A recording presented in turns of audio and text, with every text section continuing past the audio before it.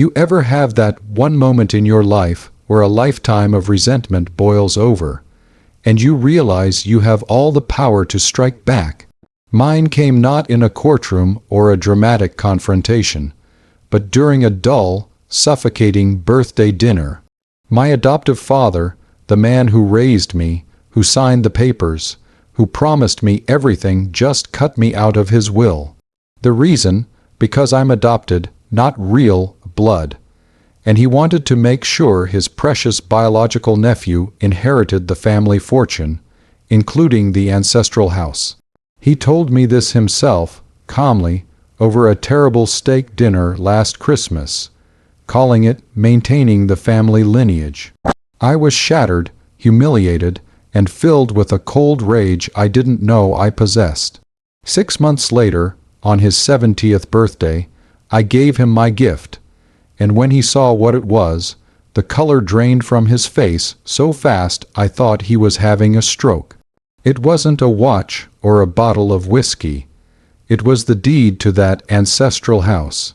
Tell me, if the man who raised you betrayed your trust like that, robbing you of your identity and legacy, would you fight back, or would you just walk away? To understand why this gift was so devastating, you have to understand the dynamic between me, James, and my adoptive father, Arthur Harrison. Arthur is a man defined by two things: money and pedigree. He's old money, generational wealth built on investments and property, the kind of man who measures his worth by the size of his inheritance. My mother, Clara, was the opposite, warm, generous, and accepting. She and Arthur couldn't have biological children, and when they adopted me at 4, Clara saw me as her son, no asterisks attached. Arthur, however, always treated me like a long-term investment, a project.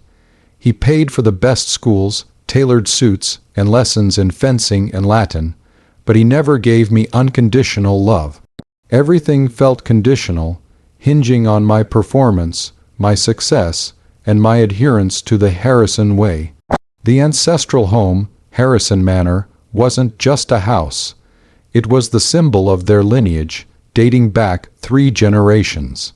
Arthur spoke about it with reverence, constantly reminding me that its legacy was what I was meant to carry. My mother passed away 5 years ago, and with her gone, Arthur's true colors started to show. He became colder, more obsessed with the purity of the family name. The one person who benefited from this shift was my cousin, David. David is Arthur's late brother's son, biologically a Harrison, but functionally a Leach. He dropped out of college, bounced between failed ventures, and spent his time brown, nosing Arthur, especially after my mother passed. David knew Arthur's weakness, his obsession with bloodline. The confrontation came, as I mentioned, last Christmas. Arthur called me into his study, the same room where he'd given me my first pocket watch and later, the keys to my first car. He handed me a glass of expensive scotch, which should have been my first warning sign. He got straight to the point, no cushioning. He told me he'd revised his will. James, he said, adjusting his tie, you know I love you, and you've done well. But the manor, the bulk of the estate, it must stay in the direct line. It's about blood. You'll receive a generous trust fund. Enough for a comfortable life, but the manor and the family controlling shares must go to David. He is, after all, a Harrison by birth. I sat there, scotch untouched, feeling like he'd slapped me across the face. 26 years.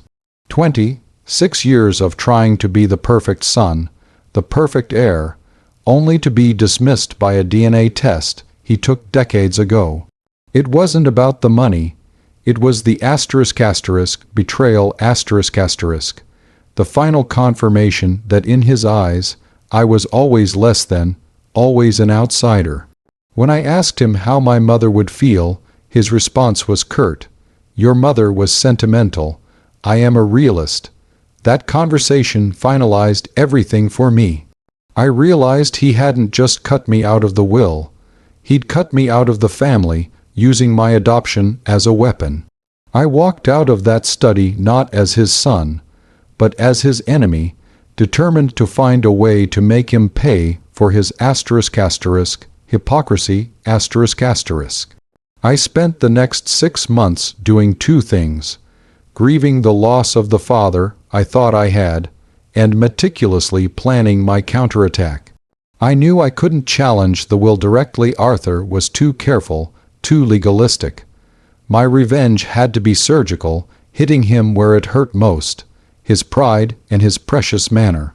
The first thing I did was call my mother's former lawyer, a kind, older woman named Eleanor, who had always been fond of me. Eleanor informed me of a crucial detail Arthur had conveniently forgotten. When Arthur and Clara acquired Harrison Manor 20 years ago, just after they adopted me, they purchased it as ** joint tenants with right of survivorship **, with the title legally registered in **, both ** their names. When my mother passed away, her half automatically transferred to Arthur. However, Eleanor pointed out that my mother had always maintained an old, secondary investment account that Arthur barely paid attention to. It was an account my mother had opened with her own inheritance, specifically for me, well before her death. This account, it turned out, held a surprisingly large, liquid sum, not fortune-defining, but significant. Eleanor mentioned my mother had always worried about Arthur's bloodline fixation. She hadn't wanted me to be excluded. This gave me the idea. I didn't want to fight for the whole fortune. I wanted the ** manor **, the symbol of his betrayal. The manor was valued at roughly $10 million, a price Arthur knew was currently inflated. I began researching the manor's history, not the lineage, but the actual property records. Arthur had been experiencing liquidity issues lately, juggling assets to maintain his extravagant lifestyle while his controlling shares were tied up in less liquid assets. I found out the manor had a significant but manageable mortgage due to a recent, excessive remodeling he'd done to impress potential business partners. My mother's account, combined with liquidating some of my own inherited trust fund money, the small amount Arthur had given me years ago, brought me close to the amount needed to purchase the manor outright, assuming I could find a way to buy it from Arthur without him knowing it was me. This was the complicated part. I couldn't just offer to buy it. He would never sell his beloved lineage house, especially not to the son he just disinherited. So that's the situation I was in. I had the means, I had the motive, and I had a week until Arthur's 70th birthday. The perfect, symbolic day for the strike. I had to choose a method that would secure the manor * before * he could finalize the transfer to David, which he planned to do shortly after his birthday. I considered using an intermediary, a shell corporation, or maybe even alerting David to the situation to cause chaos. I felt sick with the duplicity required, but the memory of his cold dismissal, "I am a realist," fueled me. I had to beat him at his own game, cold, calculated realism. Before I tell you the ingenious and slightly terrifying way I acquired Harrison Manor right under his nose, and the confrontation that ensued, I want you to pause and comment below what you would have done in my shoes. Would you have gone for the subtle financial revenge, or would you have walked away and used your money to build your own legacy instead of fighting for his? Seriously, let me know what choice you would have made right there, knowing you had the money but risked everything for revenge. I chose the direct yet disguised financial path because I knew the only language Arthur spoke was **, paperwork **.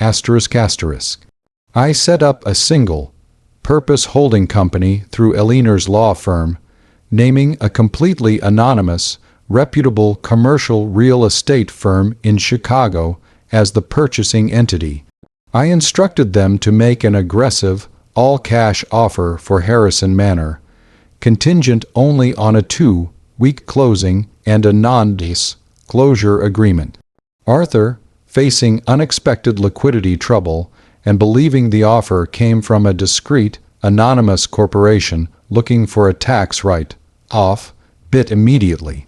He saw the large, immediate influx of cash as the solution to his current financial problems, and a way to shore up his other assets for David.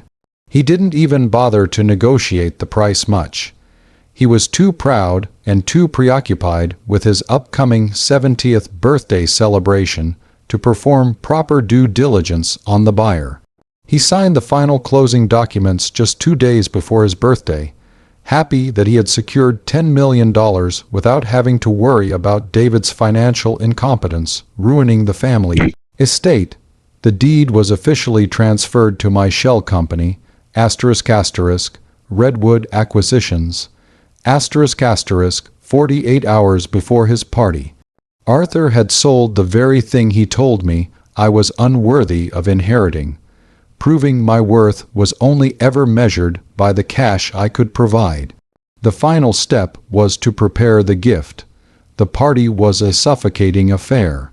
All the usual faces were there: Arthur's stiff business partners, my judgmental aunts, and of course, David, who kept shooting me condescending looks, already tasting his future inheritance. Arthur was holding court, enjoying the praise and the expensive gifts, watches, rare wines, and expensive art. I waited until after the champagne toast, the very moment he was feeling most triumphant, before stepping forward. I held a simple, dark envelope. "Happy birthday, Arthur," I said, my voice steady. "I know how much the family lineage means to you, and how much you prize the manor. It's truly a symbol of your legacy." He smiled condescendingly, expecting a photo album or a token gift. "Thank you, James, that means a lot. Now, if you'll excuse me, I must speak to—" I cut him off. "No, Father, you should open this now. It's important to the legacy." The room quieted instantly. Arthur, annoyed but unable to refuse the spectacle, tore open the envelope. Inside were 2 documents: the original deed to Harrison Manor showing the transfer from Arthur Harrison to Redwood Acquisitions, and a new, signed deed showing the transfer from Redwood Acquisitions to James Harrison He didn't read it out loud. He just stared at the page, and the blood drained from his face, exactly as I'd predicted. His eyes flickered up, wide and panicked, then back down at the name, James Harrison He realized instantly. He knew Redwood Acquisitions was me. He knew his entire, precious inheritance symbol was gone. "What is this? This is impossible. I sold this to a corporation, a Chicago firm." His voice was a strangled whisper, the triumphant cheer of the party dying in the background. "Yes, you did," I confirmed, my voice ringing clearly through the silent room. "You sold it to me, Father. Redwood Acquisitions is mine, and I, your adopted son, who you deemed unworthy of the bloodline legacy am now the sole, undisputed owner of Harrison Manor. The house that was too important for me to inherit. It is now mine to do with as I please. David can inherit your trust fund. I'll take the roof over your head."